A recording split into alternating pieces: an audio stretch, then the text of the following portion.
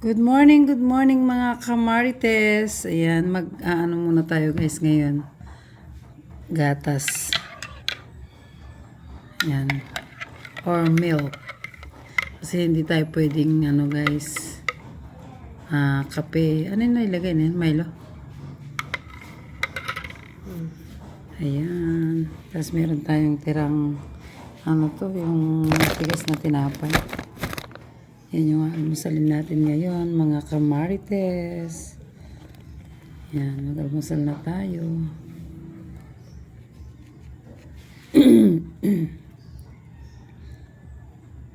Yan, yung mga anak ko guys, tulog pa yung dalawa. Yung isa nandito na sa lamesa. Ayaw niya magpa-video.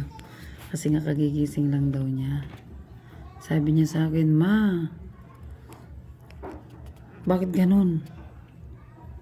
Ang aga-aga naman, niharap mo na ako sa video. Di pa nga ako nakapaghilamos," sabi niya. Kaya yan. Gatas muna yung bibidyohin ko. Siyempre, ako din.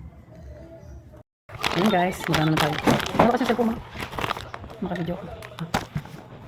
Pasaherong nagpaalala sa driver. Kuya, ikaw first time ko ba makita mo parang hindi dito na? Pasaherong nagpaalala sa driver. Kuya, ikaw first time ko ba makita mo parang hindi dito na? Makulimlim po dito sa amin. Sa inyo ba makulimlim po ba? Umulan nga po dito ng malakas kagabi. Kaya nakakatamad lumabas. Ito po yung bigay sa akin ni Boy. Kape konti lang yung natitira.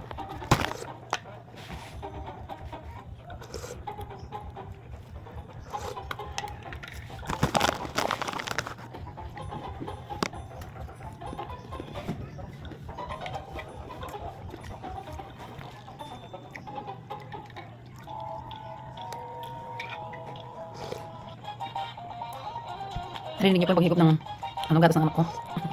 Mainit po kasi kinukutsara niya. Relasyon kami na parehas na kami may nakangalagang image na reputation. So, nakita naman sa akin na pagdating sa kanila walang kakailanganan. Pagdating sa trabaho, walang kakailanganan. And ako, I know what I want. Alam ko kung ano yung sa akin. So, kailangan ko yung January. Malapit na kamalahati yung January. ito nga yung sala namin na ginagawa namin ng mga dahil maliit na kami ng bahay. Maglalakad lang kami ng frog sa gabi kapag natutulog na. Apat nga pala kami bumili kagad, 2 adults and 2 kids. Wala naman problema, kaso nga lang, matendong tingin na hindi ko alam kung saan ko ilalagay sa phone ko. Ako kasi yung tipo ng tao na ayoko may nakalabas na gamit. Kaya para ma-dispatch ako na yung phone na yan, hindi ako netong air. Sobrang trending din ako yung sa TikTok. Naisip ko, what if ito na lang kaya yung ko? Para nalilipit ko siya every 8 minutes may na siya kasama. Tapos ako yung nililipit sa cabinet ko, diba? This time nga pala kukuha ko para buong sala ay sako. Hindi ka na napapagod ko balik mo dahil may naman siyang phone machine. Bibinin ko lang yung phone ko and then magpapaktiyan sa kanila. Diba? Sobrang galing yung magpapakapagod. Kaya naaalay ko na lang siya kumobo. At nakakagawa dahil sakto-sakto kami sa yung sala namin. At in fairness, hindi nalagpas pa ako sa phone. Meron na rin pala siyang internet lock, inflatable pillow, tools, at saka extra cash kung sakaling mapunas man siya. Don't worry kung malabo ko dami niya dahil sobrang kapal nitong airgun na to. Removable na pala yung inflatable machine niya dahil rechargeable siya. Meron na siyang kasamang cable at pwede mo siyang gawing flashlight in case ng brownout sa inyo. Diba? Sobrang sulit ng bayan dahil dual purpose na siya. And meron na siyang storage. Ay, nang ako. Narinig. May yung anak ko sa pag-inom niya ng gatas. Bakit daw? Ayaw niyo pakita mo ka guys. Kaya hindi ko siya binidyohan. Dalawa pa lang nagising dito. Yung ano pala mister ko tsaka si Jericho. Nasa trabaho na po.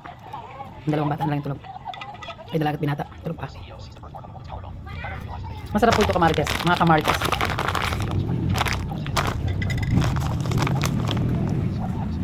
Ano kayo gawin ito? Wala mo siguro dahil yung timpla nito. Yung parang ginawa natin na matigas nun. Yeah.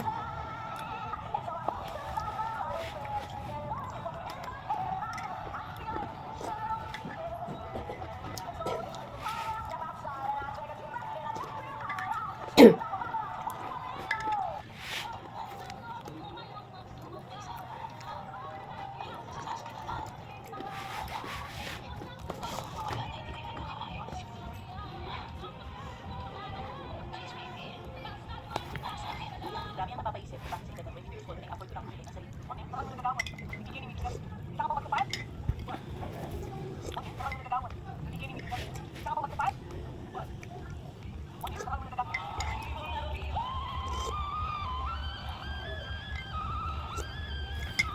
Bago ako naggatas guys, nakaubos na ako sa ganitong tubig. Yung biligan ko. Nakalimutan kong may gatas pala. Kaya yung anak ko nagtimpla. Naubos ko naman ito kaya busog na ako. Hindi ko naubos yung gatas, busog na ako. Bunso, bangon ka na dyan. Makulimlim guys doon sa labas. Ay nakatamad lumabas ng bahay.